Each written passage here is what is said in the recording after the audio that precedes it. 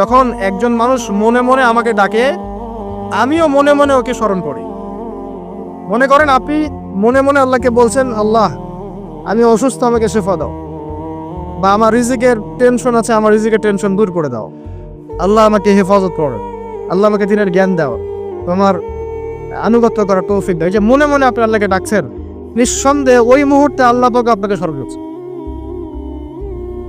সাত আসমান ভেদ করে আরশের উপর থেকে আল্লাহ পাক আপনাকে স্মরণ করছেন। আল্লাহ পাক বলছেন, যখন একজন মানুষ জনসমক্ষে আল্লাহকে স্মরণ করে, যেমন আমরা এখন করছি, জনসমক্ষে সবার সামনে আল্লাহর কথা আলোচনা করছি, আল্লাহ পাক বলছেন আমিও তখন এর চেয়ে অনেক উত্তম জনসমাবেশে ওই বান্দাদের কথা স্মরণ করি। আল্লাহ পাক আমাদের কথা স্মরণ করছেন, আমাদের কোনো ফিলিংস আছে? আল্লাহ আমাদের কথা স্মরণ করছেন, ওই যে যুবক ছেলে বসে বসে ফোন টিপছে, কোনো ফিলিংস আছে? মানে মনস্তাত্ত্বিক ভাবে অন্তরে যখন নূর থাকে না, পাপ করতে করতে যখন অন্তরটা কলুষিত হয়ে যায়, কোনো ফিলিংস কাজ করে না। একজন খুন করবে, কোনো ফিলিংস নাই। সুদ খাচ্ছে, কোনো ফিলিংস নাই। জিনা করছে ডেইলি, কোনো ফিলিংস নাই। দেখবেন ঘুষ নিচ্ছে, দুর্নীতি করছে, মানুষের সম্পদ আত্মসাৎ করছে, যারা বলবেন ফিলিংসও নাই, আমি একটা পাপ করছি। কখন এরকম হয় জানেন? যখন এক কথায় যখন মানুষ পাপ করতে করতে করতে করতে, এই যে কলব বলে একটা কথা আছে, এই কলবের উপরে কালো কুৎসিত একটা মরিচা করে যায়, তখন আর ফিলিংস কাজ করে না। তো ফিলিংস কাজ করার বুদ্ধি কি? দুইটা বুদ্ধি আছে। এক, বেশি বেশি কোরআন তেলাওয়াত করা, তাহলে অন্তরের মরিচা দূর হয়ে যাবে ইনশাআল্লাহ। আর দুই হচ্ছে বেশি বেশি মৃত্যুর কথা স্মরণ করা, তাহলে মনের মধ্যে যে কালিমাগুলো আছে আস্তে আস্তে দূর হবে ইনশাআল্লাহ। মৃত্যুর কথা কে স্মরণ করে? এখন মানুষ তো চলাফেরা করে এমন ভাবে যে কোনোদিন মরবেই না। কে স্মরণ করে? যে টেবিলের তল দিয়ে ঘুষ নিচ্ছে, ও স্মরণ করে মৌতের কথা? যে মেয়েটা বোরখা পরে যে ডেটিং করে বেড়াচ্ছে, জেনা করে বেড়াচ্ছে, ও কি মৃত্যুর কথা স্মরণ করে? যে ছেলেটা এখনকার যুব সমাজের বেশিরভাগই মাদকের সাথে সম্পৃক্ত, গার্লফ্রেন্ড বয়ফ্রেন্ড অ্যাফেয়ার্সে আছে, হ্যাঁ, টিকটক প্রজন্ম, আড্ডাবাজি করে সময় কাটায়, গুন্ডামি করে, মাস্তানি করে, এর মধ্যে কোনো ফিকির আছে? একজনকে বড় দায়িত্ব দেওয়া হয়েছে, সবার সম্পদ লুটপাট করে খাচ্ছে, এর মৌতের ফিকির আছে নাকি? এর মধ্যে ফেরাউনি চেতনা এসেছে, আনা রব্বুকুমুল আলা, আমি মহান রব, আমি তোমাদের মহান রব। ওদের মধ্যে ওই চেতনা কাজ করছে যে সূরা মুমিনুনে যেটা বলা আছে, যে আমরা এখানেই জন্ম নেই, এখানেই মারা যায়, আমরা পুনরুত্থিত হব না। ইন হিয়া ইল্লা হায়াতুনা দুনিয়া নামুতু ওয়া নাহইয়া ওয়া মা নাহনু বিমাবউসিন। আমরা এই দুনিয়াতেই বাঁচি, দুনিয়াতেই মরি, আমাদের কোনো পুনরুত্থানের কিছু নাই। এদের চেতনা এমন। কে ফিকির করে মরতে? অথচ আপনি দেখছেন যে প্রতিনিয়তই কোনো কারণ ছাড়াই মানুষ নাই, কোনো কারণ লাগে না। এখন তো কারণ ব্যাখ্যা করতে আমরা পছন্দ করি, এই কারণে ওইটা হয়েছে, ওই কারণে এটা হয়েছে। এটাকে বলে কার্যকারণ তত্ত্ব। দর্শনের ভাষায় কি বলে? কার্যকারণ তত্ত্ব। এটা আপনারা ফিলোসফি পড়লে বুঝবেন। প্রত্যেকটা কাজের পিছনে একটা কারণ থাকে, আমরা কারণটা সার্চ করি বেশি। এখন কারণ ছাড়াই মানুষ ডেড। এই আছে উপরে একটা সুন্দর করে বড় একটা পাথর ঝুলছে, সব পাস হয়ে যাচ্ছে ওখান থেকে। মানে রাস্তায় কাজ চলছে, উপরে আবার এটা ঝুলছে, আর মানুষ আমার অন্যস্তে যাতায়াত করছে। যারা রাখছে ওদের ইন্টেলেকচুয়াল অবস্থা চিন্তা করেন, আর যারা আমরা তল দিয়ে যাচ্ছি তারও অবস্থা চিন্তা করেন। বুদ্ধিভিত্তিক ভাবে আমরা কোন জায়গায় চিন্তা করেন? মানে মানুষ বিজি রোড দিয়ে যাচ্ছে, ওখানেই কাজ হচ্ছে, আবার যেখানে কাজ হচ্ছে দেখছি সেখানে আমরাও আবার তল দিয়ে যাচ্ছি। সবাই পাস হয়ে গেল, যাদের তাকদিরে লেখা ছিল মৌত, একদম মুহূর্তের মধ্যে শেষ। কি কারণ ব্যাখ্যা করবে? কোনো সায়েন্স দিয়ে ব্যাখ্যা করতে পারবেন? পারবেন না। ওই ময়মনসিংহে ওই যে মহিলারা যাচ্ছে, ট্রাক মেরে দিয়ে চলে গেল, মহিলার পেট থেকে বাচ্চা পেট ফেটে বাচ্চা বের হয়ে গেল, বাচ্চা জীবিত, মা ডেড। সায়েন্স দিয়ে ব্যাখ্যা করতে পারবেন? এটাই তাকদির। এটাই বলে তাকদির, যেটাকে সায়েন্স দিয়ে ব্যাখ্যা করা যায় না, বিজ্ঞান দিয়ে ব্যাখ্যা করা যায় না। এরকম ঘটনা কত ঘটছে অহরহ। দুজন বসে আছে, হাজব্যান্ড ওয়াইফ, হাজব্যান্ডের যাওয়ার কথা, হাজব্যান্ড ওয়াইফের গাড়িতে বসছে, আর ওয়াইফ হাজব্যান্ডের গাড়ি ড্রাইভ করছে। আর এই হাজব্যান্ডের দুশ্মন যে ছিল, সে টার্গেট করেছিল যে ওই লোকটাকে গুলি করে মারবে রাস্তায়। যেহেতু ওয়াইফ হাজব্যান্ডের গাড়ি ড্রাইভ করছে, রাস্তায় ওয়াইফ ডেড, হাজব্যান্ড জীবিত, তাকদির। তো তাকদিরকে কি আপনি এই ভাগ্যটা কি আপনি সায়েন্স দিয়ে ব্যাখ্যা করতে পারবেন? সম্ভব? অহরহ এরকম মৌতের ঘটনা ঘটছে, তারপরেও দেখবেন যুবকদের এই বিলাসিতা, এই মানে আড্ডাবাজি, মেয়েদের পিছনে ঘোরা, এই যে মাদক সেবন করা, টিকটক করা, বুদ্ধি প্রতিবন্ধী প্রজন্মের মতো, এগুলো থামছে না। কোনো শিক্ষাই তারা নিতে যাচ্ছে না। এই বয়স হয়ে গেছে, অনেক বয়স, দেখবেন ওই যে চায়ের দোকানে বসে ক্যারাম খেলছে, বুড়া মানুষ, তার হায়াতের কতদিন বাকি আছে আল্লাহ ভালো জানেন। দেখবেন দিব্যি কোনো টেনশনই নাই, ক্যারাম বোর্ড খেলছে, ওখানে লুডু খেলছে। দেখেন আর যে আপনাদের গ্রামাঞ্চলে যে চায়ের স্টলগুলো আছে, দেখবেন ওই যে টিভি ছেড়ে রেখে দিবে, ঘন্টা আবার ঘন্টা টিভি চলছে, মানুষ চা খাবে 1 কাপ আর টিভি দেখবে 5 ঘন্টা। ওর যে হায়াতের কোনো মূল্যই তার কাছে নাই। আল্লাহ পাক তাকে একটা সময় দিয়ে পাঠিয়েছেন, কোনো ফিলিংসই না। অথচ মানুষ প্রতিদিন, দিনে রাতে, প্রত্যেক দিন মানুষ অহরহ মারা যাচ্ছে। যাদের ভিতরে মৌতের চিন্তা আছে তারা কিন্তু পাপ কম করলেও ফিরে আসে আল্লাহর দিকে, কারণ তাদের প্রতি মৌতের ফিকির আছে।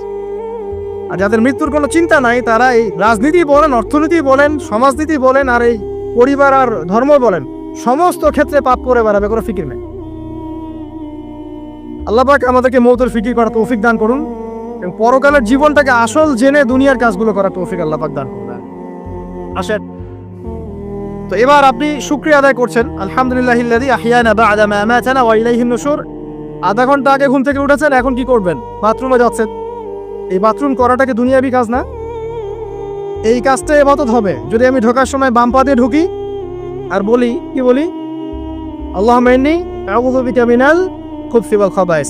এখন বাথরুম করতে আপনার 10 মিনিট লাগুক আর 15 মিনিট লাগুক আর 5 মিনিট লাগুক, এই পুরো সময়টা নেকি পাবে না। সুবহানাল্লাহ। আর কি চাই? বের হব, এখন বের হওয়ার সময় কি বলবো?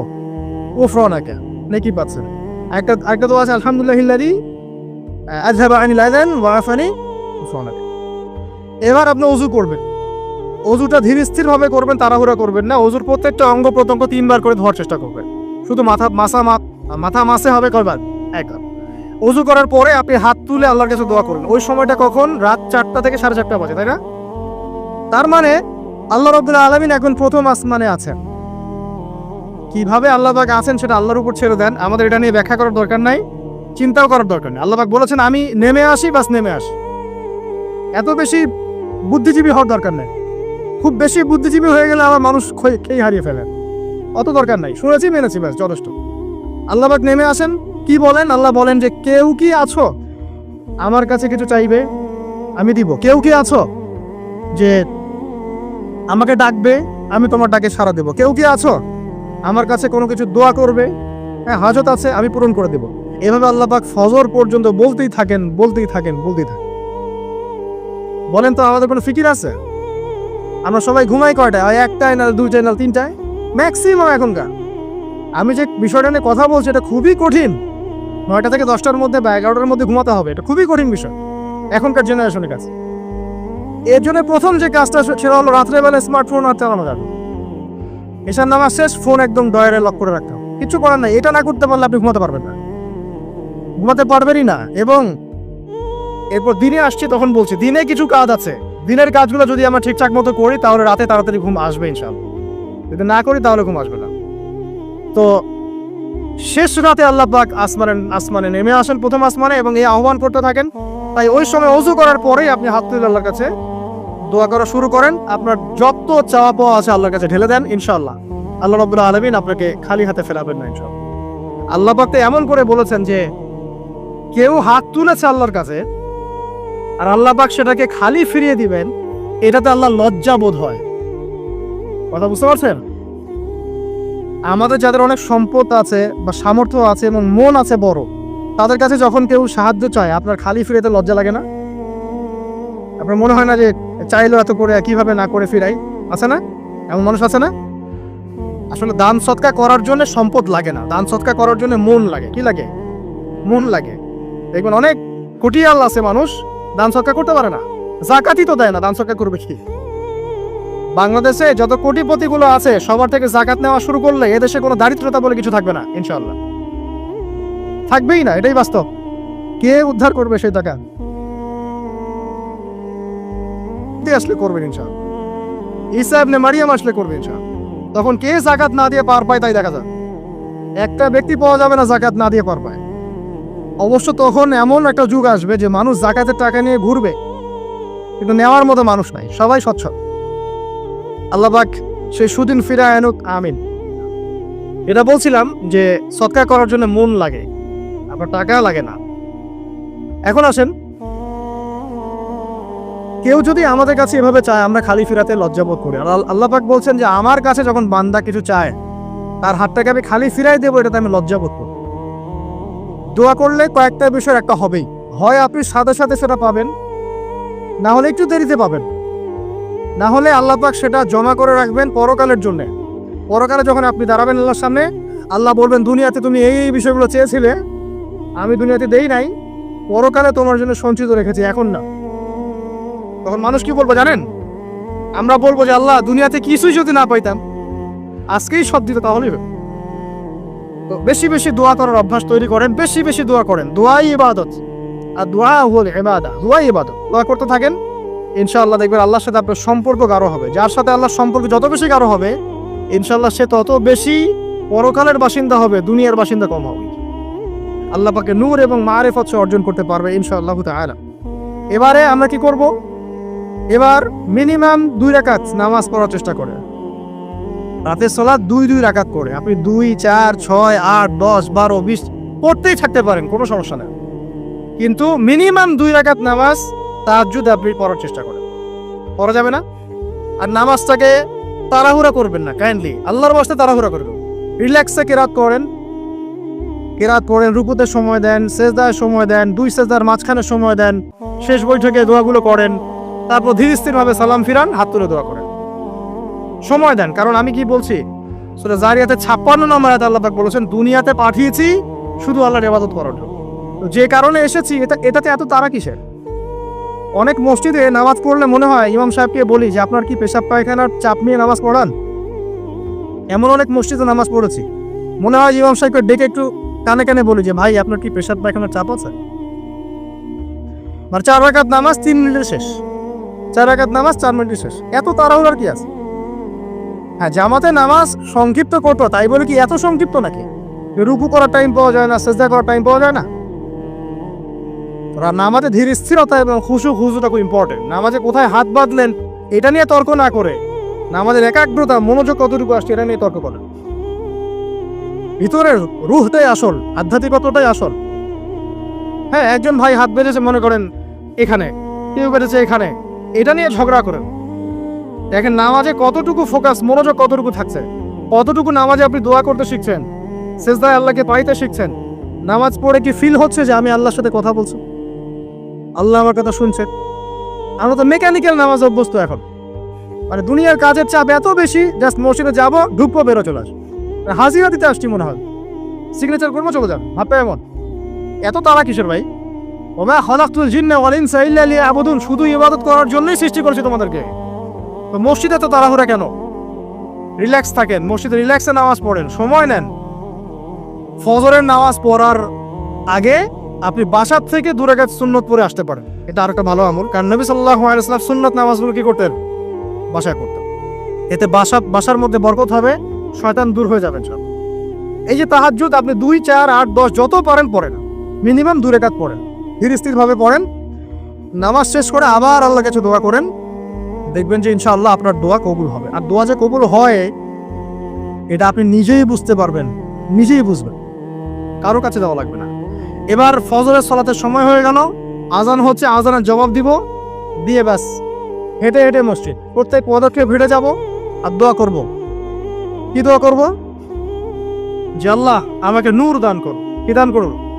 আল্লাহুম্মা ইজআল ফি কলবি নূরা ওয়া ফি লিসানি নূরা ওয়া ফি সামঈ নূরা ওয়া ফি বাসরি নূরা ওয়া আন ইয়ামিনি নূরান ওয়া আন শিমালি নূরান ওয়া মিন ফাওকি নূরা ওয়া মিন তাহতি নূরা আল্লাহুম্মা ইজআল ফি নাফসি নূরা।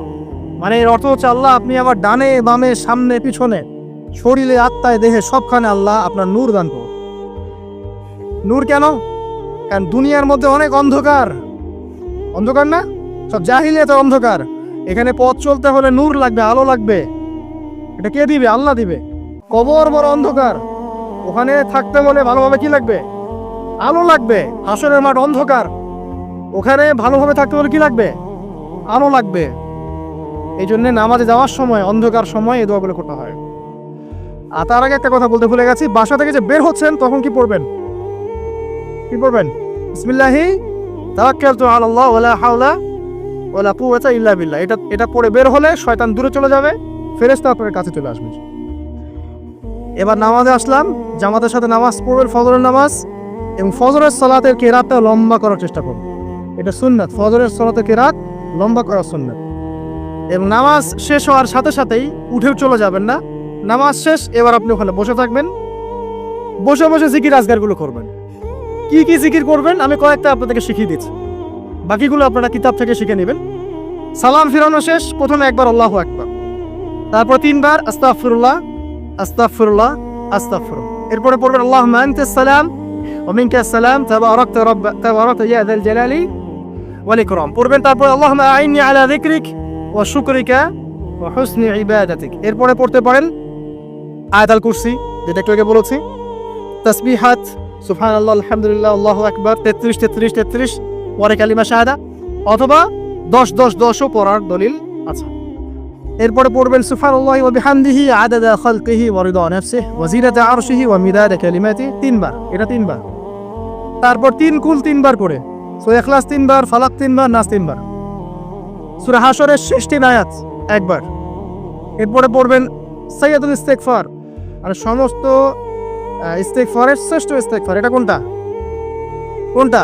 আল্লাহুম্মা আনতা রাব্বি লা ইলাহা ইল্লা আনতা খালাকতানি আনা আবদুক ওয়া আনা আলা আহদিক ওয়া ওয়া'দিক মাস্তাতা'তু আউযু বিকা মিন শাররি মা সানা'ত আবু'ু লাকা বিনি'মাতিকা আলাইয়া ওয়া আবু'ু বিযানবি ফাগফিরলি ফাইন্নাহু লা ইয়াগফিরু যুনুবা ইল্লা আনতা। এটা যে পড়বে, সকালে পড়ে যদি রাতের মধ্যে মারা যায় জান্নাত ইনশাআল্লাহ, আবার সন্ধ্যায় পড়ে যদি সকালের আগে মারা যায় জান্নাত ইনশাআল্লাহ। এত বড় অস্ত্র, এত বড় একটা সুযোগ। এরপরে পড়বেন আমার পছন্দের কয়েকটা, আউযু বিকালিমাতিল্লাহি তাম্মাতি মিন শাররি মা খালাক 3 বার। এটা যদি আপনি পড়েন, আপনি দৃশ্য অদৃশ্যের ক্ষতি থেকে বেঁচে থাকবেন ইনশাআল্লাহ। দুষ্ট জিন শয়তান আপনার কোনো ক্ষতি করতে পারবে না ইনশাআল্লাহ।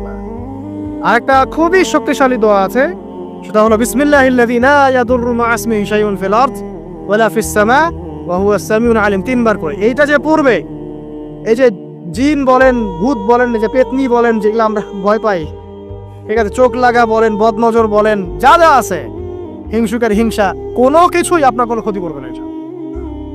এবং ইনশাআল্লাহ আপনি হঠাৎ মৃত্যুবরণ থেকে বেঁচে থাকবেন ইনশাআল্লাহ। হঠাৎ মৃত্যুবরণ, এটা কিন্তু সবার জন্য নিয়ামত না, এটা সবার জন্য নিয়ামত না।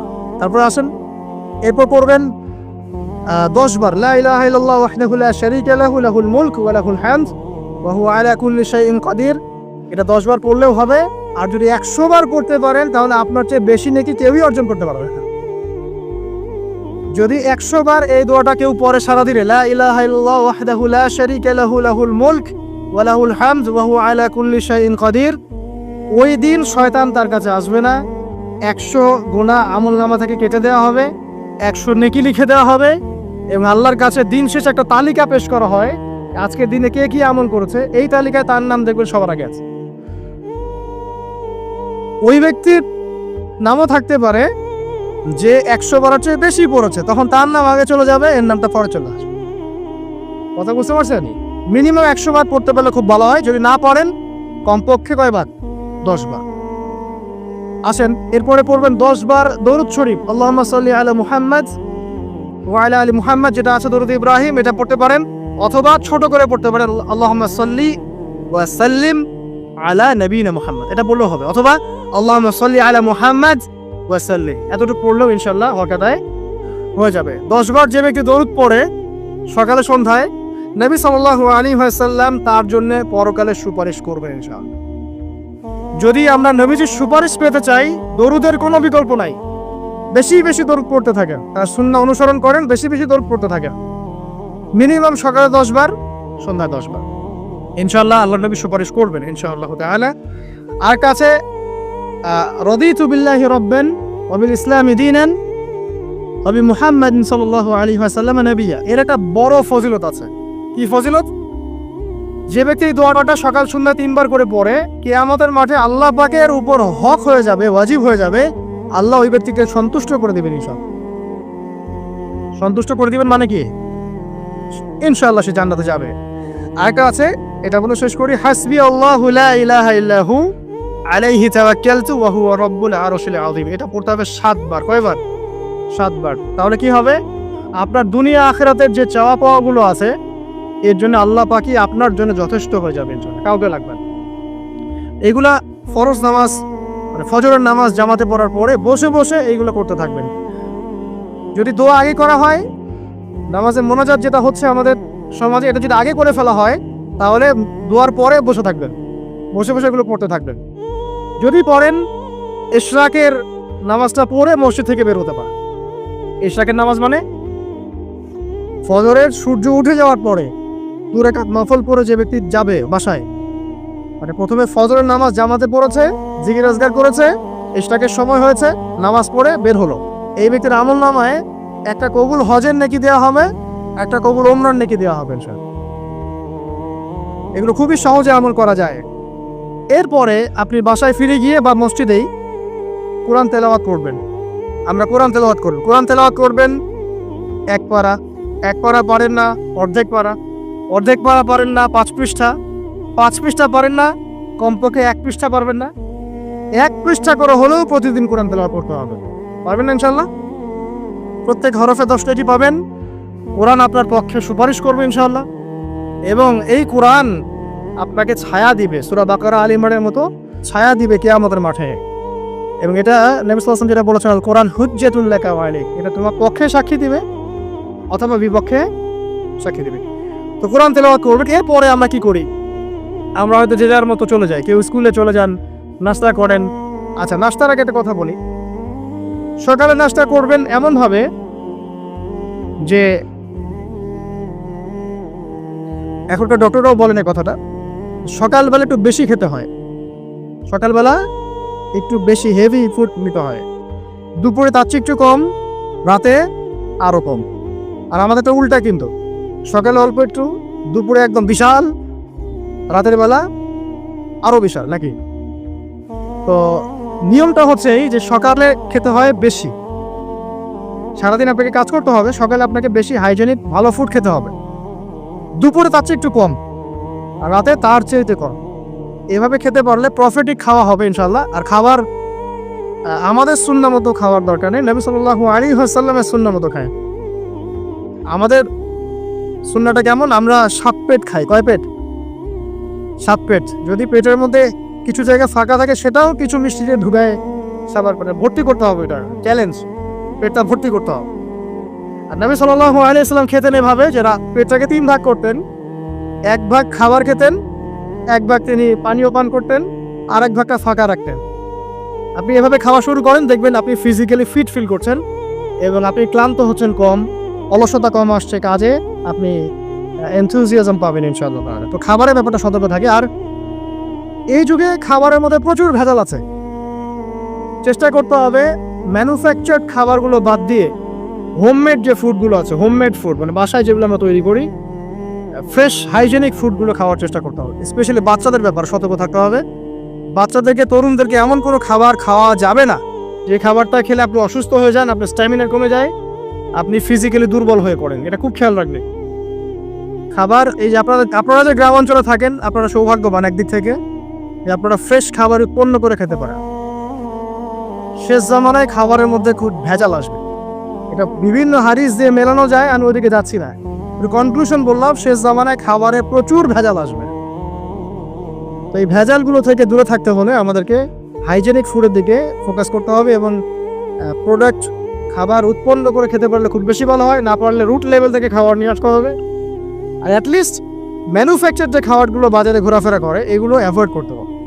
দেখতে অনেক মুখরোচক লাগতে পারে, স্বাদ অনেক মজা হতে পারে, কিন্তু এগুলো শরীরের জন্য অনেক ক্ষতিকর। এতে করে আমাদের যুব সমাজ আস্তে আস্তে কিন্তু দুর্বল হয়ে যাচ্ছে। এখনকার যুব সমাজকে দেখে তাকায় দেখেন, আমাদের বাদরদেরকে তাকায় দেখেন, যারা এখানে বয়স্ক মুরব্বী আছে দেখেন, একজন মুরব্বীর সাথে এখনকার যুবকের কুস্তি লাগান, পাঞ্জা লাগান, বা ওই যে একটা রিংয়ের মধ্যে ঢুকায় বক্সিং ম্যাচ দেন, একটা দেখেন কে পারে। আমি নিশ্চিত ওই চাচাই পারবে। আমরা নিজেরাই তো প্রমাণ। আমাদের বাপ দাদাদের বয়সী যারা আছেন তারা এখনো দিব্যি মাঠে কাজ করে, দেখবেন 4 ঘন্টা 5 ঘন্টা 8 ঘন্টা রিক্সা চালাচ্ছে, ভ্যান চালাচ্ছে, কৃষি কাজ করছে, কত পরিশ্রম করছে। আমাদের যুব সমাজে তাকায় দেখেন না, আপনি একটু চেহারাগুলো দেখেন না, চেহারাগুলো তাকায় দেখেন।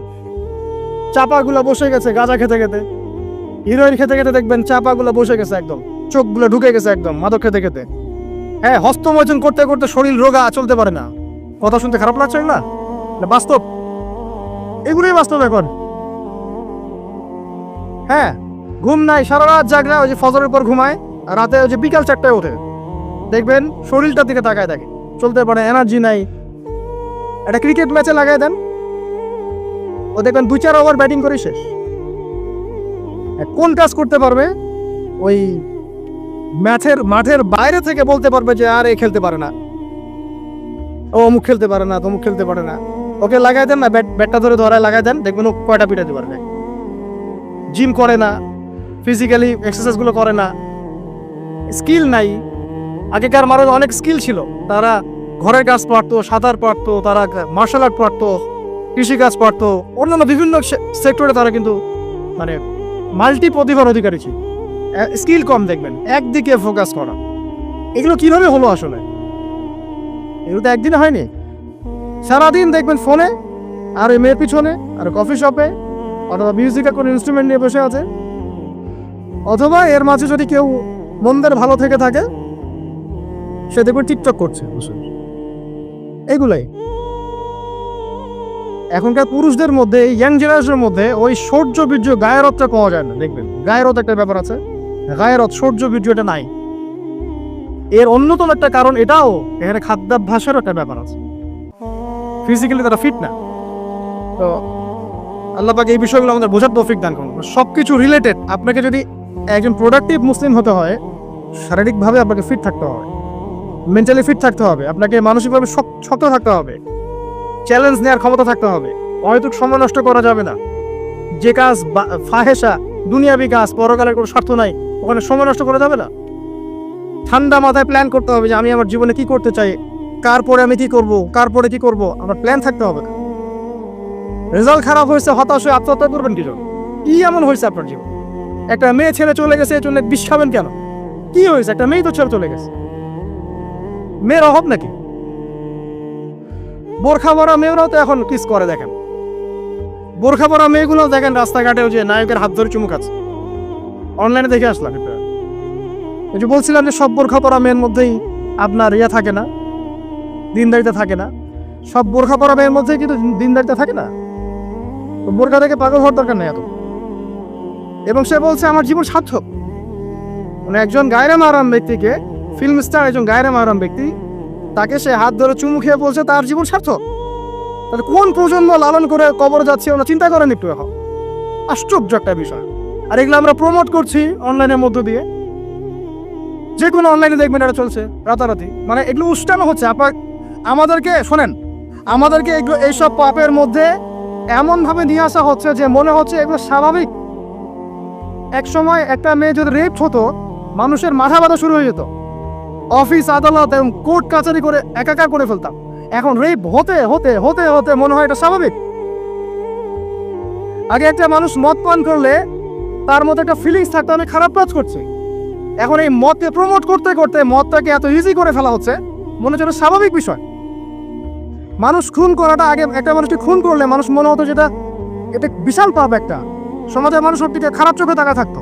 আর খুন হতে হতে হতে মানুষ মিডিয়াটাকে প্রমোট করছে, করতে করতে নর্মাল। এই পাপগুলোকে নর্মাল করে ফেলা ট্রেন্ডটা মিডিয়ার মধ্যে দিয়ে করা হয়েছে, স্বাভাবিকভাবে নেওয়া হচ্ছে সবকিছু। গার্লফ্রেন্ড বয়ফ্রেন্ড অ্যাফেয়ার্সকে আগে মানুষ লুকায় লুকায় করতো, চিঠি দিলেও লুকায় লুকায়, যেটা কেউ জানতে না পারে। এখন ওপেন রাস্তায় সব, মানে এটা নর্মাল করে ফেলা হচ্ছে। আরো যে কি হবে সামনে আল্লাহ ভালো জানেন। সুবহানাল্লাহ। যারা বড় বড় শহরগুলোতে থাকি তাদের তো মানে দিন শুরু হয় আল্লাহ নাফরমানি দিয়ে, আর রাত আসে মানুষের গজব দিয়ে, মানুষের অভিশাপ দিয়ে। মেয়েরা আগে যদি বেপর্দায় চলতো লজ্জা করতো, এটা লজ্জাবোধ ছিল, যে একটা লজ্জা লাগতো যে না আমি খারাপ ভাবে চলছি, মানুষ আমাকে দেখছে কেমন লাগছে। এখন দেখবেন ও গেঞ্জি পরে হাঁটছে, কোনো ফিলিংসই নাই, স্বাভাবিক নর্মাল করে ফেলা হচ্ছে এগুলো সবকিছু। ছোট ছোট মেয়েগুলো করা হচ্ছে, ছোট ছোট বাচ্চা মেয়ে, দেখবেন কয়েকদিন পরে এটাও স্বাভাবিক হয়ে যাবে। প্রতারণা, আগে মানুষ প্রতারণা করলে মানুষ মনে করতো যে আমাকে মানুষ প্রতারক মনে করতে পারে, একটা চক্ষু লজ্জা কাজ করতো। এখন সেই চক্ষু লজ্জা নাই, নর্মাল। ঘুষ নেওয়াটাকে মানুষ মনে করতো আগে যে কেউ জানতে পারলে হয়তো সমস্যা, নর্মাল এখন নিতেই পারে, ঘুষ ছাড়া হবে না তোমার জব। করাপশনে মানুষ গেলে মানুষ ভয় করতো যদি জেনে যায় আমার চাকরি থাকবে না।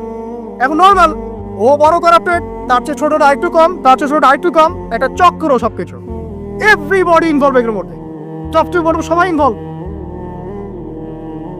এরকম সিচুয়েশনে আমরা কিভাবে দিন নিয়ে পালন করবো যদি শক্ত না হই? সব চলে যাচ্ছে, আজ থেকে সব চলে যাচ্ছে। একটা সময় ছিল একজন মুসলিম ব্যক্তিকে অন্যায়ভাবে মেরে ফেলবে, একজন মুসলিম নারীকে অন্যায়ভাবে রেপ করবে, মানুষ চিন্তাই করতে পারবে। একজন মুসলিম নারীর সম্ভ্রম বাঁচানোর জন্য এই ভারতবর্ষে সশস্ত্র যুদ্ধ হয়েছে বিন কাসিমের নেতৃত্বে, একটা মেয়ের ইজ্জত বাঁচানোর ইস্যুকে কেন্দ্র করে। এখন লক্ষ লক্ষ মুসলিম মেয়ের ইজ্জত নষ্ট করা হচ্ছে, কারো কোনো ফিলিংস নাই, স্বাভাবিক। একটা রাষ্ট্রদূতকে হত্যা করেছিল তাবুক যুদ্ধের সময়, নবী সাল্লাল্লাহু আলাইহি ওয়াসাল্লাম 30,000 সৈন্য নিয়ে ধাওয়া করেছিলেন। এত বড় সাহস, আমার রাষ্ট্রদূতকে হত্যা করো? এখন সারা বিশ্বে লক্ষ লক্ষ মুসলিম হত্যা করা হয়েছে, কারো কোনো ফিলিংস নাই। মানে আমি বুঝাতে যাচ্ছি আপনাদেরকে, সবকিছুকে নর্মাল করে ফেলা হয়েছে। কয়দিন পর দেখবেন ছেলে নর্মালি বিয়ে করে ফেলবে। দেখেন এখন একটু চক্ষু লজ্জায় কাজ করে যে আমি সমকামী, মানুষ কি মনে করবে? আস্তে আস্তে দেখবেন এমন সময় আসবে ও মনে করবে যে নর্মাল। সবকিছুকে এই মিডিয়ার মধ্যে দিয়ে নর্মাল করা হচ্ছে। এসব মিডিয়াগুলো ইউজ করা থেকেও দূরে থাকা উচিত। আল্লাহ পাক আমাদেরকে হেফাজত করুন, আমিন। আসুন, ফজরের সালাতে কথা বলছিলাম, আমি অনেক দূরে চলে গেছি। জাস্ট পড়েন, ফজরের নামাজ পড়েন, সময়টা কাজে লাগান। আমি বলছি সময়গুলোকে কাজে লাগান। ফজরের পর খাওয়া দাওয়া করবেন, রাসূলের সুন্নাহ মতো খান, ইবাদত হবে ইনশাআল্লাহ। এরপরে আপনি কিছুটা সময় এক্সারসাইজ করেন, খেলেন, মাঠে গিয়ে খেলেন, কোনো সমস্যা নাই। ওই টিকটক চালানোর চাইতে, ওয়ান দেখার চাইতে মাঠে গিয়ে খেলেন। মাঠে ফুটবল খেলেন আধা ঘন্টা, বা ক্রিকেট খেলেন, বা এমন কোনো খেলা খেলেন যে খেলাটাতে আপনার শারীরিক কসরত হচ্ছে, তাও খেলেন। অথবা এগুলোতে সুযোগ না থাকলে আপনি চলে যান জিমে গিয়ে জিম করেন, ফিজিক্যালি কাজ করেন। অথবা মাঠে গিয়ে আপনার বাবাকে সাহায্য করেন, আপনার বাবা যে গেছে মাঠে তাকে সাহায্য করেন। আল্লাহ পাক আমাদেরকে তৌফিক এনায়েত করুন, আমিন। ফিজিক্যালি ফিট থাকার চেষ্টা করা হোক।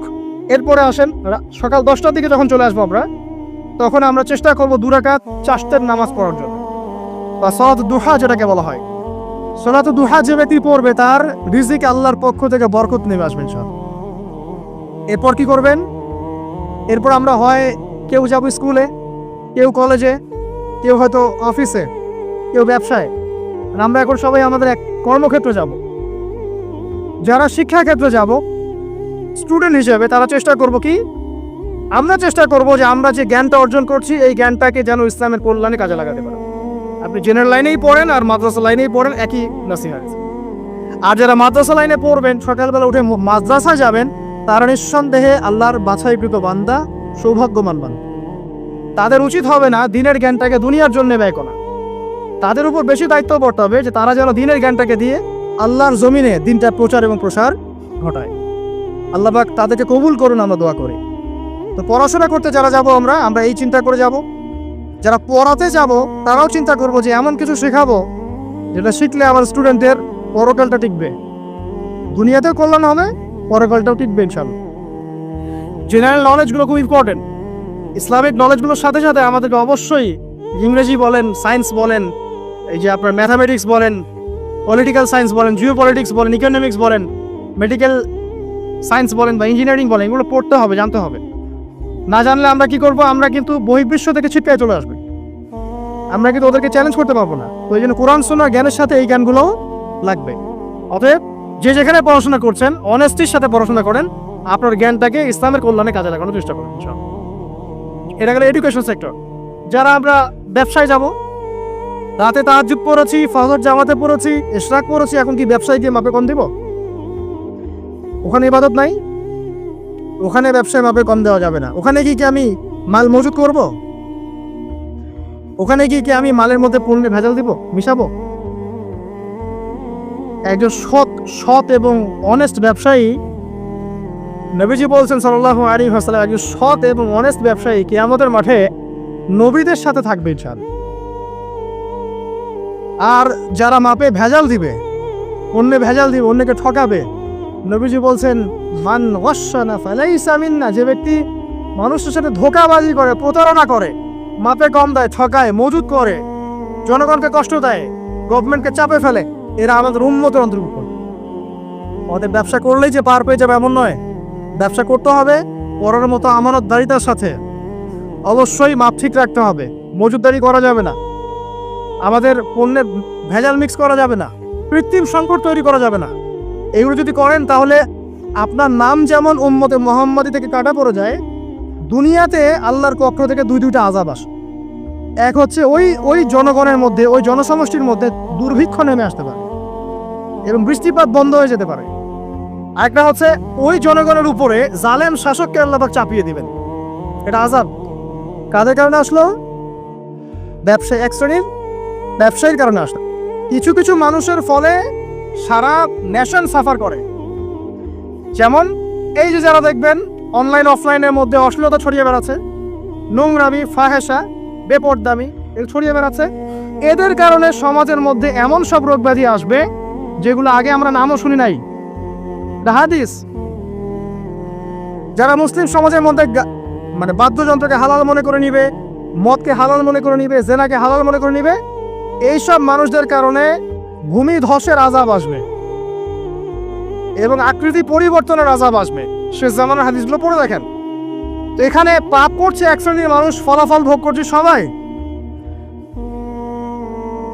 সো যারা ভালো মানুষ তাদের উচিত হবে এগুলোকে প্রোটেক্ট করা, ডিফেন্ড করা। আর আমাদের কাছে এরাই রকস্টার, যারা মুসলিম সমাজের মধ্যে বেপরদামি, অশ্লীলতা, ফাহেসা এগুলো ছড়িয়ে দিচ্ছে, যে না এরা আমাদের আইডল। এখন ওদের পোস্টার বাসায় লাগিয়ে রাখে, ওদের সাথে একবার দেখা করতে পারলে জীবন সার্থক হয়ে যায়। আল্লাহর কাছে ওদের কি দাম আছে যতক্ষণ না তওবা করে ফিরে আসছে? একজন ভ্যান চালক, একজন ইমানদার ভ্যান চালক, রিক্সা চালক যে 5 ওয়াক্ত নামাজ পড়ে, সে আল্লাহর কাছে ওর চেয়ে অনেক বেশি সম্মানিত। ওই ভ্যান চালকের কাছে কি অটোগ্রাফ নেন আপনি? রিক্সাওয়ালার কাছে কি অটোগ্রাফ নেন? এইসব এই হ্যামিলনের বাসিওয়ালার পিছনে না গিয়ে এরা যুব সমাজকে টেনে নিয়ে যাচ্ছে অশ্লীলতার দিকে, ফাহেসা কাজের দিকে, বেফাস কাজ, কোনো পরকালীন কোনো স্বার্থ নাই। বিনোদনের নামে, সংস্কৃতির নামে এরা মানুষকে দিকে টেনে নিয়ে যাচ্ছে। আর আমাদের যুব সমাজ, তোমাদেরকে আমি আইডল দেখাবো ইনশাল্লাহ পরের লেকচারের মতো। খালিদ বিন ওয়ালিদ তোমার আইডল, আলী ইবনে আবি তালিব তোমাদের আইডল, মুহাম্মদ সাল্লাল্লাহু আলাইহি ওয়াসাল্লাম তোমার আইডল, ইমাম হুসাইন তোমার আইডল, মোহাম্মদ বিন কাসিম তোমার আইডল, তারেক বিন জিয়া তোমার আইডল, ওমর ইবনে খাত্তাব তোমার আইডল। আইডল খুঁজে পাও না তোমরা জীবনে আইডল খুঁজে পাও না? কাকে ফলো করবা? একজনের নাম বলবে, একজন অন্য মুহাম্মদ সাল্লাল্লাহু আলাইহি ওয়াসাল্লামের পরে একজনের নাম যদি বলতে পারেন আমাকে, আলী রাদিয়াল্লাহু আনহুর জীবনী পড়ো যাও, আলী ইবনে আবি তালিব রাদিয়াল্লাহু আনহুর জীবনী পড়ো যাও, গিয়ে দেখো তোমার আইডল এখানে বসে আছে, লুকিয়ে আছে। তাদের আইডলের মধ্যে, তাদের মধ্যে ছিল ব্যক্তিত্ব, শৌর্যবীর্য, আনুগত্য, জ্ঞান, প্রজ্ঞা, দিন প্রতিষ্ঠার তামান্না, জিহাদ, এবং তারা বদর, উহুদ, খন্দক, খায়বার করেছেন। শেষ পর্যায়ে যখন তাদেরকে মৃত্যুবরণ করতে হয়েছে, তখনও তাদেরকে সামন থেকে কেউ আক্রমণ করতে পারে না, পিছন থেকে আক্রমণ করতে হয়েছে। বীরদেরকে কেউ সামন থেকে মারতে পারে না, পিছন থেকে মারতে পারে। আইডল খুঁজে পাও না তোমরা? মেসি তোমার আইডল, নেইমার তোমার আইডল, বলিউড হলিউডের নায়ক নায়িকা তোমাদের আইডল, সুবহানাল্লাহ, বাংলাদেশের নায়ক নায়িকা তোমাদের আইডল। যারা জীবনে কত পাপ করেছে তারা নিজেরাই জানে, ওদের বিবেকই ভালো করে জানে যে ওরা কত পাপ করেছে। তোমাকে বাইরের চাকচিক্য দেখে মনে হচ্ছে খুব সুন্দর সুশ্রী, ভিতরের কলিজাটা এদের কুৎসিত কালো। আলেম ওলামার কাছে এসে পড়ে থাকো, যারা বড় বড় ওলামায়ে কেরাম তাদের কাছে এসে পড়ে থাকো, তারা তোমাদেরকে পথ দেখাবে ইনশাআল্লাহ। আল্লাহ পাক বোঝার তৌফিক দান করুন। আমি আর লম্বা করছি না, শেষ করে দিচ্ছি ইনশাআল্লাহ। লেখাপড়া এবং ওয়ার্কের বিষয়গুলো বলছিলাম যে আমরা যারা লেখাপড়া করবো, প্রফিটিক লাইফস্টাইল করতে হলে এবং প্রোডাক্টিভ মুসলিম হতে হলে লেখাপড়াটা করতে হবে আল্লাহ সন্তুষ্টির জন্যে। চাকরি বাকরি ব্যবসা বাণিজ্য যাই করে, কৃষিকাজ, সব কিছুর উদ্দেশ্য হবে কি? আল্লাহ সন্তুষ্টি অর্জন করে, এবং ওই ক্ষেত্রে সৎ থাকা, কাউকে না ঠকানো, মাপে কম না দেওয়া, দুর্নীতি না করা, ঘুষ না নেওয়া। তাহলে আপনার জীবনের প্রত্যেকটা কাজই কি হবে? ইবাদত হিসেবে গণ্য হবে ইনশাআল্লাহ তাআলা। শেষ করার আগে আমরা জোহরের ওয়াক্তে চলে আসছি। আপনি আপনার জব সেকশনে কাজ করছেন, নামাজের ওয়াক্ত হলো, নামাজ পড়ে নেবেন। আচ্ছা, নামাজের আগে আপনি 4 রাকাত সুন্নাত পড়বেন, শেষে 2 রাকাত। চেষ্টা করবেন দিনে 12 রাকাত সুন্নাত পড়ার জন্য। ফজরের আগে 2, জোহরের আগে 4, পরে 2, 6 আর 2 8, মাগরিবের পরে 2, এশার পরে 2। এই যে মোট 12 রাকাত সুন্নাত যে ব্যক্তি নিয়মিত পড়বে, জান্নাতে আল্লাহ পাক তার জন্য একটা ঘর নির্মাণ করবেন ইনশাআল্লাহ তাআলা। প্রতিদিন একটা ঘর, প্রতিদিন একটা করে ঘর আপনি পেতে পারেন মাত্র 12 রাকাত নফল বা সুন্নাত আদায় করার মধ্য দিয়ে। জোহরের ওয়াক্তে চলে আসলে আমরা যেখানে থাকি, স্কুলে বা কলেজ, ইউনিভার্সিটিতে বা চাকরি ক্ষেত্রে, নামাজটা পড়ে নেবেন ইনশাআল্লাহ। এরপর আবার কাজে যান, কাজ করেন, লাঞ্চ করেন, খাওয়া দাওয়া করেন। আবার খাওয়ার সুন্নাত ভুলে যান না। 7 পেট না, 1 পেট খাওয়ার, 1 পেট পানি, 1 পেট ফাঁকা, এবং হাইজেনিক ফুড, ম্যানুফ্যাকচার্ড না। তারপরে যান, রেস্ট করেন, কাইনুল আছে তাকে বলেন, 1 থেকে 1.5 ঘন্টা রেস্ট করেন, ঘুমান। তারপর আপনি বিকাল সময়টা আবার আসরের নামাজ পড়েন, আপনার কর্মক্ষেত্রে কাজগুলো সারেন। সন্ধ্যায় আপনি আবার বাসায় ফিরে আসবেন। সন্ধ্যায় বাসায় ফিরে আসবেন, ফিরে আসার পরে মাগরিবের সালাত পড়লেন জামাতে। পড়ার পরে বিকেল টাইমটা, মাগরিবের আগে বিকেল টাইমটা আপনি ঘুরতে যান, পরিবারকে সময় দেন, বাচ্চাদেরকে সময় দেন, একটু দিনী ভাইদের সাথে বসেন, বা ওই সময় যদি কোনো হালাকা অ্যারেঞ্জ করা যায়, মসজিদ ভিত্তিক তালিমে বসেন, দুটো হাদিস পড়েন, কোরআন দার্স নেন, বা অনলাইনে কোনো লেকচার শুনেন, বা বই পড়েন, কিছু একটা করে।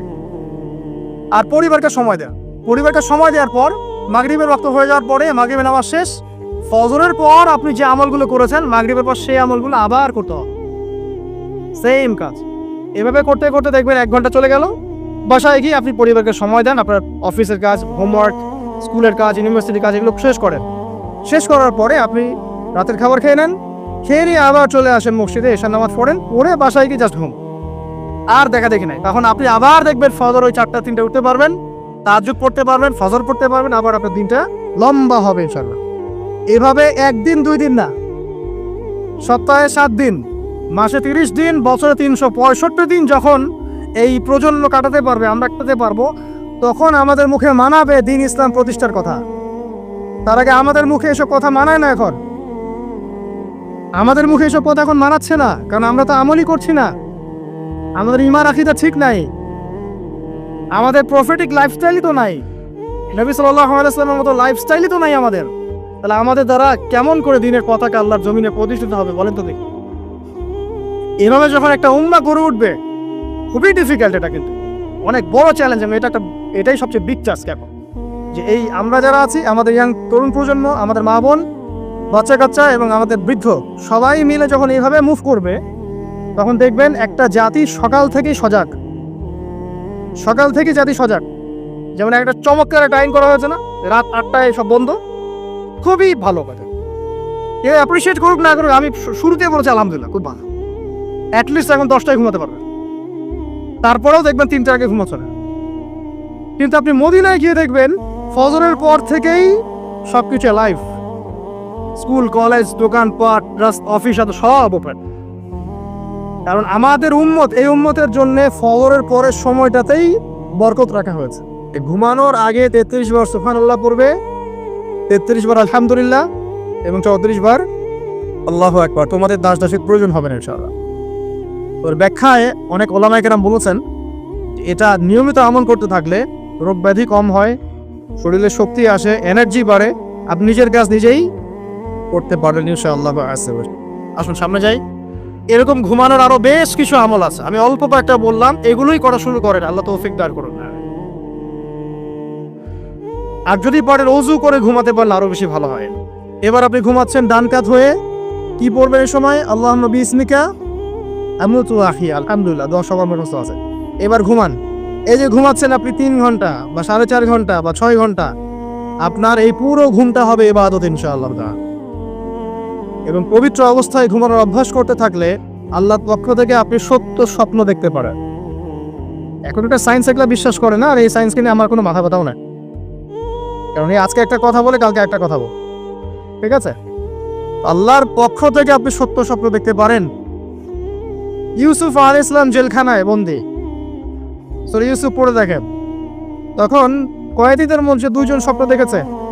একজন স্বপ্ন দেখছে তার মাথার উপরে রুটি, উপর থেকে পাখি এটা ঠোকরে কি করছে, খেয়ে নিয়ে চলে যাচ্ছে। আরেকজন স্বপ্ন দেখেছে যে সে শরাব পান করাচ্ছে একজনকে, আছে না সূরা ইউসুফে। তো ইউসুফ আলাইহিস সালাম বললেন যে যার মাথা থেকে পাখি ঠোকরে খেয়ে নিচ্ছে খাবার, তাকে শুলদণ্ড দেওয়া হবে। আর যে শরাব পান করাচ্ছে সে অতি শীঘ্রই মুক্ত হয়ে যাবে, জেল থেকে ছাড়া পেয়ে যাবে। কয়দিন পর তাই হলো। এই যে স্বপ্ন যারা দেখেছে এরা কি মুসলিম? এই স্বপ্ন যারা দেখেছে এরা কিন্তু মুসলিম না। ইউসুফ আলাইহিস সালাম মুসলিম, তিনি আল্লাহর নবী, তিনি স্বপ্নের ব্যাখ্যা করছেন, কিন্তু এখানে একজন অমুসলিমের স্বপ্ন সত্য হয়েছে। একজন অমুসলিমকে আল্লাহ পাক স্বপ্ন দেখাতে পারেন, দলিল আছে কোরআনে। সত্য স্বপ্ন বলে একটা বিষয় আছে, যেটার জন্য অবশ্যই আল্লাহ পক্ষ থেকে নূর দরকার, স্বচ্ছ একটা মন দরকার, কলবুন সালিম দরকার, বেশি বেশি আমল দরকার, হ্যাঁ, আধ্যাত্মিকতা দরকার, আল্লাহর মারিফত দরকার। তারপরে ইনশাল্লাহ সত্য স্বপ্নের প্রশ্ন আসবে।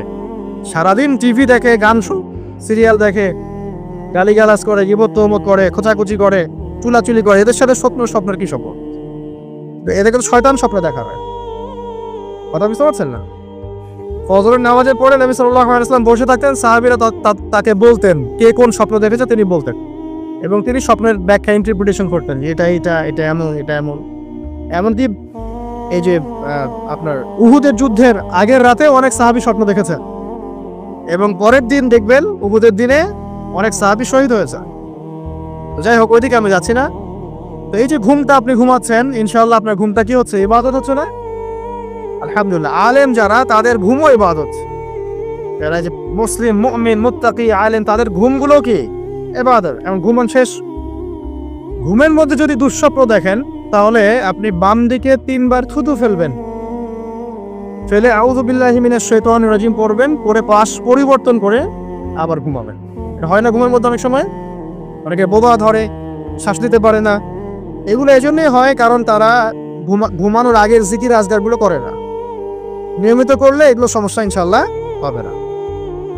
আপনি নিজের ঘরে নিজেই বোঝেন, হুজুরের কাছে দৌড়ানোর দরকার নাই এত বেশি। নিজের বাচ্চাকে এত দৌড়ানো, এই কবিরাজ, ওই কবিরাজ, ওইখানে দাবিজ, এত তো দরকার নাই। তো নিজের আমল নিজে করেন, দেখবেন আপনি আল্লাহ পাকের পক্ষ থেকে নিরাপত্তার মধ্যে আছেন ইনশাআল্লাহ। আল্লাহ তৌফিক দান করুন। এরপরে ঘুম থেকে উঠলেন, চেষ্টা করব আমরা ঘুম থেকে ওঠার কয়টার সময়? 5টায় যদি ফজরের নামাজ হয়, বা 4:30টায় যদি ফজরের নামাজ হয়, মিনিমাম 4টায় উঠতে হবে। কয়টায়? 4টায়। এই জন্য যদি অ্যালার্ম দেন ঘড়িতে, অ্যালার্ম দিবেন প্রত্যেক 1.5 ঘন্টা পর পর। মনে করেন যে আপনি 1.5 ঘন্টা ঘুমাতে যাচ্ছেন, তাহলে 1.5 ঘন্টা পরে অ্যালার্ম সেট করবেন, অথবা 3 ঘন্টা পর, অথবা 4.5 ঘন্টা, অথবা 6 ঘন্টা। মানে 1.5 ঘন্টার গুণিতক দিয়ে আপনি অ্যালার্ম সেট করবেন, দেখবেন উঠতে পারবেন খুবই ইজিলি। এতে 1.5 ঘন্টায় আপনার ঘুমের সার্কেলটা পূর্ণ হয়। এটা ঘুমের সার্কেল পূর্ণ হতে আমাদের মাথায় তো রেস্টের দরকার আছে, এটা পূর্ণ হতে 1.5 ঘন্টার মতো সময় লেগে যায়। তো এটা একটা ট্রিক বললাম আপনাদেরকে, আপনি করতে পারেন, উপকৃত হবেন ইনশাআল্লাহ। তো ফজরের নামাজের মিনিমাম আধা ঘন্টা আগে আমাদেরকে ওঠার অভ্যাস করতে হবে। এই যে ঘুমটা ভাঙলো, ভাঙার সাথে সাথে কি করব? ভাঙার সাথে সাথে আল্লাহ শুকরিয়া, আলহামদুলিল্লাহিল্লাযী আহইয়ানা বা'দা মা আমাতানা ওয়া ইলাইহিন নুশুর। বাস, এই যে ইবাদত হয়ে গেল। এবার আপনি আরেকটা দোয়া পড়বেন, শিখে নেন। আপনি পড়বেন লা ইলাহা ইল্লাল্লাহ ওয়াহদাহু লা শারীকা লাহু লাহুল মুলকু ওয়া লাহুল হামদ ওয়া হুয়া আলা কুল্লি শাইইন কাদির সুবহানাল্লাহ আলহামদুলিল্লাহ ওয়া লা ইলাহা ইল্লাল্লাহ ওয়াল্লাহু আকবার লা হাওলা ওয়া লা কুওয়াতা ইল্লা বিল্লাহ আল্লাহুম্মা ইগফিরলি। এটা পড়ার পরে হাত তুলে দোয়া করেন, যা দোয়া করবেন তাই পাবেন ইনশাআল্লাহ। জানতেন না? তো এই দোয়াটা হচ্ছে দোয়া কবুলের অস্ত্র। ঘুম থেকে ওঠার পর যদি এই দোয়াটা করে দোয়া করেন, ইনশাআল্লাহ দোয়া কবুল হয়ে যাবে ইনশাআল্লাহ। আমাদের জীবনে চাওয়া পাওয়ার কি অভাব আছে? প্রচুর চাওয়া পাওয়া। বৈধ চাওয়া পাওয়াগুলোকে পাওয়ার জন্য আল্লাহর সাথে সম্পর্ক করতে হয়।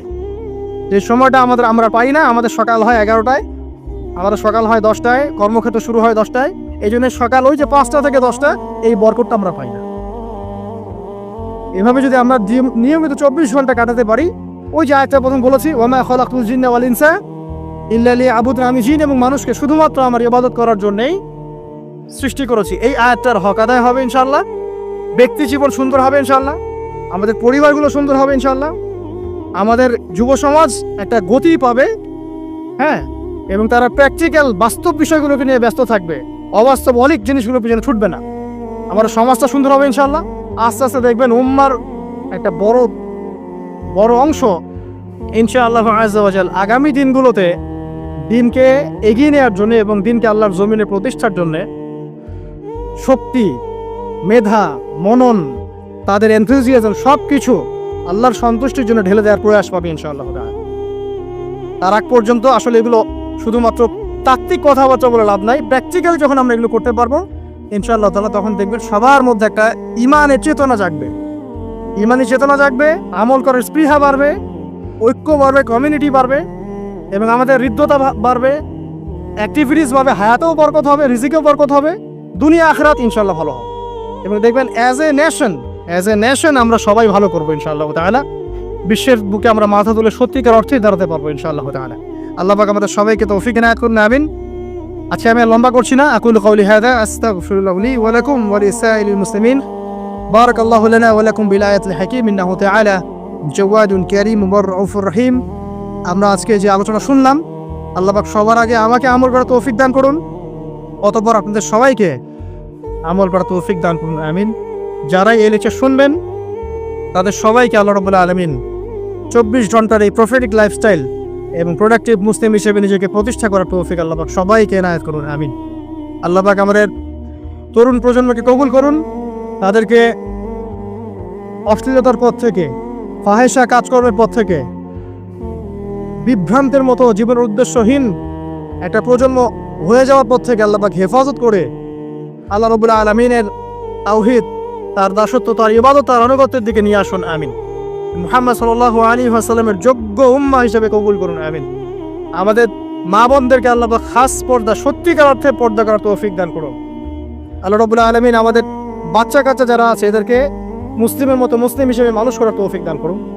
আমাদের উম্মার মধ্যে আল্লাহ পাক ঐক্য দান করুন, একে অপরের হিংসা, বিদ্বেষ, গীবত, তহমত, কাদা ছড়াছড়ি যে অপসংস্কৃতি, এখান থেকে আল্লাহ পাক আমাদেরকে হেফাজত করুন, আমিন। পরিশেষে আমরা বলবো যে আল্লাহ পাক যাকে যেখানে দায়িত্ব দিয়েছেন সবাইকে সেখানে এই দায়িত্ব সঠিকভাবে পালন করার তৌফিক এনায়েত করুন, এবং আগামী দিনগুলোতে ইসলামের বিজয়ে আমাদেরকে ব্যক্তি, পরিবার, সমাজ এবং রাষ্ট্রীয় পর্যায় থেকে ভূমিকা রাখার তৌফিক দান করুন, আমিন।